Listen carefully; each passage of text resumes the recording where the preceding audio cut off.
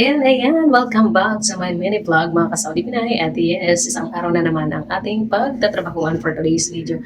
And yes, ako ay kasalukuyang bumalik sa aking trabaho. Gaya nga ng aking nabanggit nung nakaraan kong vlog na ako ay pinabalik ng aking manager dahil nga sa kadahilanan na ako ay tutulong this week dahil sila ay super busy dahil nga sa nagkaroon dito ngayon ng ganap ng XCAT World Championship dito sa aming resort. At ang aming resort po ang nag-host ng XCAT World Championship. Ito po ay karera ng mga speedboat World Championship po ito. Kaya magkakaroon po dito ng madaming tao at yes, kami po ay magbibisi at the same time doon sa aming resort.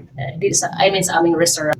Kaya nung nakaraang gabi, tinawagan ako ng aking manager na kung pwede daw ako pumasok muna habang nandito pa naman ako nag-aantay ng aking benefits or ang aking perang makukuha sa aming kumpanya dahil nga sila ay busy at yes, kulang po talaga sila dito ng staff. So, minabuti ko naman din na pumasok na lang muna para kahit pa paano makatulong din ako sa kanilang busy week. Kaya sabi ko, sige, papasok ako pero hanggang Sabado lang po. So sa dating na Sabado, yan po talaga dyan na ako mag-isa. At hindi na po talaga ako papasok dahil nga sabi ko naman sa inyo na madami pa akong i-prepare at yung mga bagahe ko ay kailangan ko pa ding ayusin lahat dahil isisend ko pa yun sa Pilipinas bago ako umalis dito sa Saudi. Dahil nga ako po ay cross country at hindi na po ako dadaan ng Pilipinas bago pumunta doon sa Greenland. Ako po ay didiretso na sa Greenland at yung mga gamit ko na naiwan dito, yan po ay kailangan kong isend doon sa Pilipinas bago ako umalis dito dahil sayang din naman yung mga gamit ko at hindi ko din naman yun madadala doon sa Europe or sa Greenland dahil nga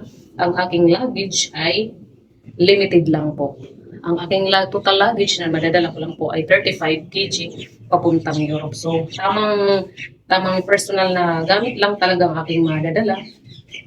At syempre, yung aking mga importanteng pang-winter na mga gamit, mga clothes, winter jacket. Kaya yan, dahil nga din ako ay lamigin din talaga ako na kahit sa kwarto, pag kami ay naka-aircon, ako po ay nagja-jacket talaga. Lalo na kung patulog ako dahil ako nga po ay lamigin. Kaya hindi ko po may imagine kung nandoon ako sa Europe or nandoon ako sa Greenland kung ano po talaga ang aking kalagayan. Dahil nga ako po talaga ay lamigin. Pero dahil nga para masustain ang aking katawan ang lamig doon sa Europe, ako po ay bumili ng aking mga vitamins sa mga kailangan ko sa katawan para ma-support yung lamig sa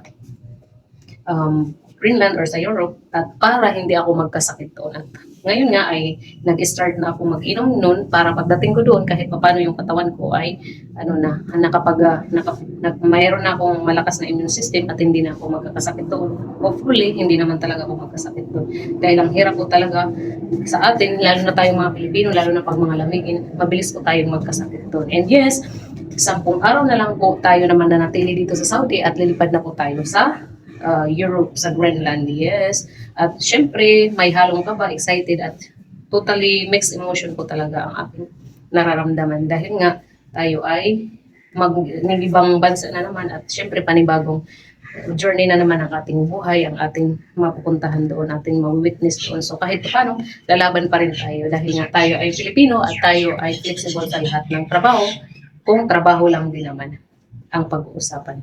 And ayan, kasalukuyan po ngayon ako ay nandito sa labas at malamig na po ang panahon dito dahil nga winter is coming na talaga. Medyo malamig-lamig na dito pag pauwi namin ng galing sa trabaho alas 12 ng gabi. And yes, doon naman sa aking pupuntahan ngayon sa update ng aking katrabaho, sobrang makapal na po talaga ang snow at kailangan na po talaga ng makapal din ng mga kasuotan pag lumalabas ka. Pero pag sa loob ka naman ng bahay or sa loob ka ng restaurant, doon po ay may mga naka-install na po or na po yun na may heater. So kahit mag-t-shirt ka doon, okay po ang temperatura doon. Kaya yes, yan lang po muna ang ating update for today's video. Abangan nyo po ang mga susunod kong mga vlog dahil mag-update pa po tayo, okay?